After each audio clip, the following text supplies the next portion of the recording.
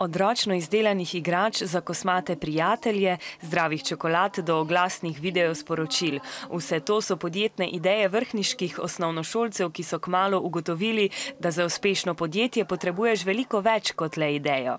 Za začetek svojega podjetja rabiš pač idejo, ne? Za svojo idejo pa moraš imeti tudi določena sredstva, da jo izpolniš, kot naprimer denarna sredstva, ki ga dobiš posojilo od banke, ali pa, ne vem, pomoč družine ali pa prijateljev. Načrt, ki predstavlja podjetje, ki bo nastalo oziroma nastaja. Ideja, načrt, denar, na kaj še moramo paziti, da bo naše podjetje dobro? Mislim, da je dobro podjetje, da se ga dobro vodi, da se ga tudi dobro promovira in da ima res nek izdelek, ki ne bo nikoli zamrl in se ga bo v bistvu potreben v svetu skozi vedno.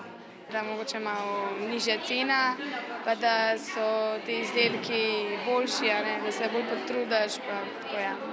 Čeprav še v osnovnošolskih klopeh pa že sedaj mislijo na zaposlitev v prihodnosti.